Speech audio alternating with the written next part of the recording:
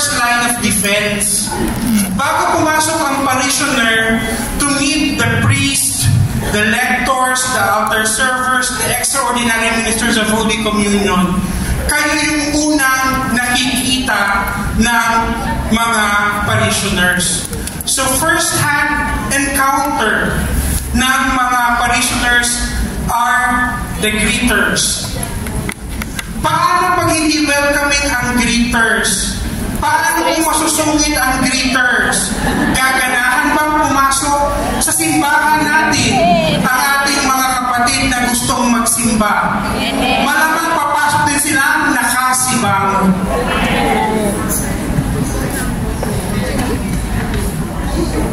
Why is hospitality important? It is an expression of reverence for the presence of Christ in each member of the assembly. So lahat ng pumapasok, di ba, we are the body of Christ. We are the mystical body of Christ.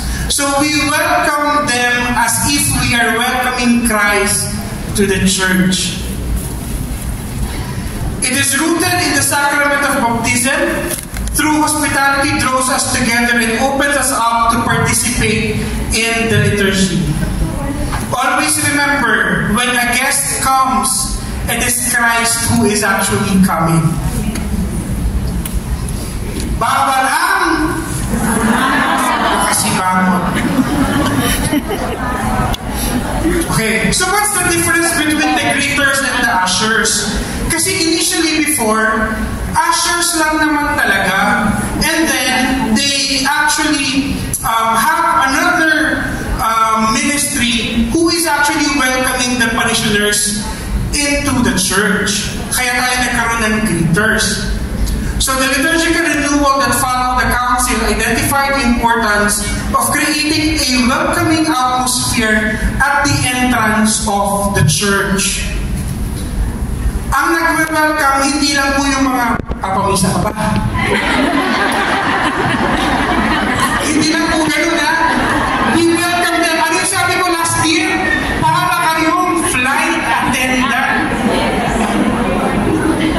We want our parishioners to be at home. Okay. But of course, it is not only the ministers of hospitality, but every one of us is called to be hospitable. So all members of the assembly are responsible for creating a climate of hospitality. Okay? Because if God is with us, and we bear the image of God, di ba? Yung palagi tayong nakangiti, puspos ng biyaya, siksik, liglig, umaapaw. Diba? Hindi yung pagpasok mo pa lang sa simbahan. May parasal ka. Diba? Kahit yung gusto magpasalamat, matatakot magpasalamat. Okay, what is our role? Our role is one of offering a friendly, welcoming presence to those coming to worship, providing leadership during emergencies, performing such tasks as taking up the collection, presenting the gifts, assisting parishioners, disseminating the church bulletin, and participating in cleaning the church and after the completion of the Mass. Okay. Ministers of hospitality, we disseminate info. Okay? Hindi chismis ang dinidisseminate natin, ha? Information regarding the parish. Okay?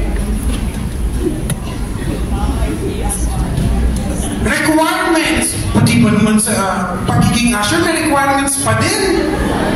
Siyempre, because our being a liturgical minister flows from our baptism. Ulitin ko yung sinabi ko kanina.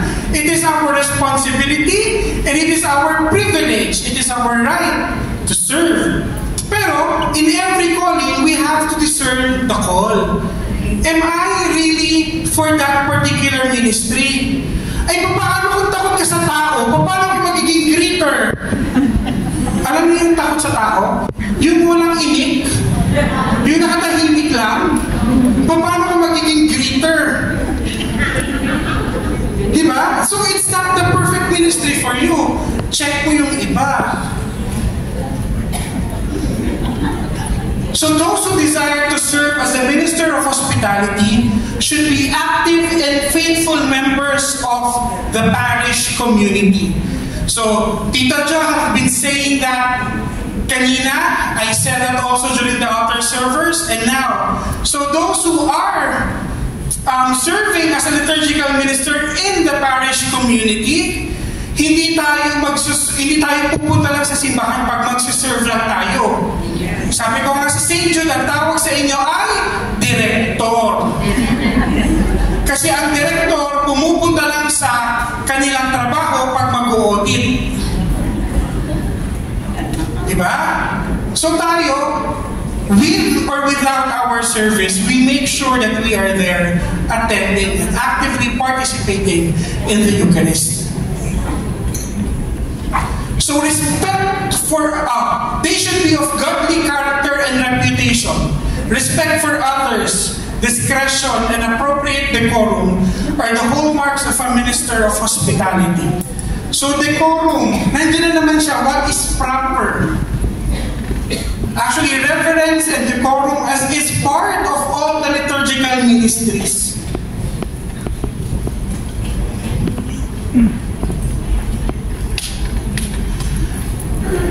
The hospitality ministers should be noted for their care to the assembly. They must always extend a sense of welcome to others and make them feel at home.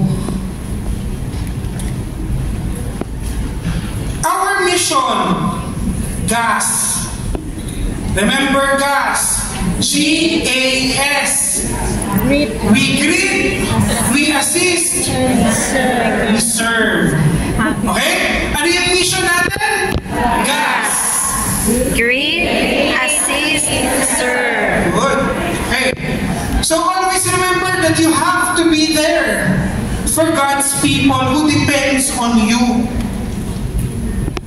Let's just make sure, pag tayo po ay greeter or usher, alam po natin ang ating simbahan.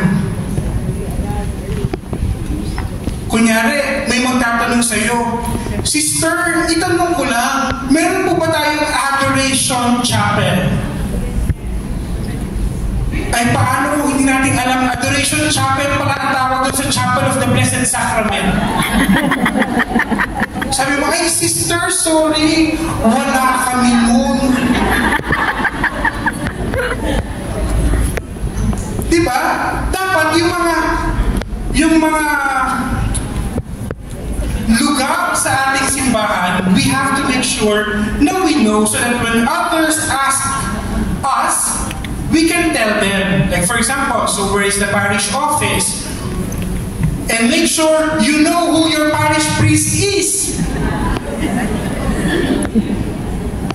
Di ba pag may nagtanong sa'yo, sino nga mo yung parish priest natin? Si Father... Sino nga ba yun? Ano yung katabi mo? Di ba? Dapat yung mga essential facts regarding our parish, alam natin. Hey, arrive early. At least 30 minutes. Di ba? Kasi syempre, yung mga yung mga magpapadasal. Di ba? So, dapat kunin mo pa yung table, lagay mo yung upuan mo doon sa harapan ni Mama Mary, lahat lalapit sa'yo. Paano kung dadating ka 10 minutes before the Mass? Wala na. Di ba? Be at your best look. You have to look pleasant. Diba? Huwag naman yung pupunta tayo, masama yung buhok natin. Kasi nakatira lang tayo sa tabi ng simbahan.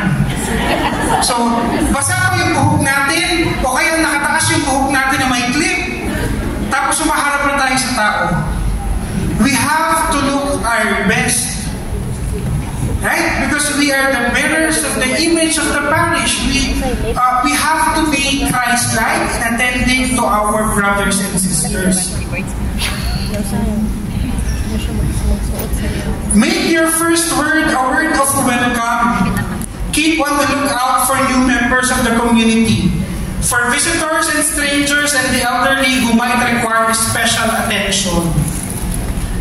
Okay. For example, ang simbahan natin may loft. Alangan naman yung PWD, paakyatin pa natin sa loft. Diba? So we have to make sure na we have a place for them. Or those who are actually on those wheelchair-bound parishioners. Diba? We have to make sure that they are closer to the exit, the emergency exit, just in case emergency arises. Alam ba natin kung nasa ng mga emergency exit ng ating parokya? Alam natin? Yes. Okay. So dapat alam natin. Okay. So ushers, greeters, collectors, dapat you have to be joyful. You have to be joyful, especially when you're holding the collection basket. Joke na. Baka may i-quote na ako dun ha. Patawa ko lang yan. Sabi ni brother. So regardless of our duty, greeter tayo, usher tayo, or collector tayo, we have to be joyful. Never show that you are irritated. Parang mahirap yata yun, brother. Basta nakangiti. Imagine, always remember, a smile makes a difference for the other people. Yes, amen. Okay. Dependability. So nasabi ko lang kanina to. So, our parishioners depends on us. Like, saan pa ba pwedeng umupo, late ako dumating, or saan po ba ang toilet, saan ang parish office, saan ang adoration chapel,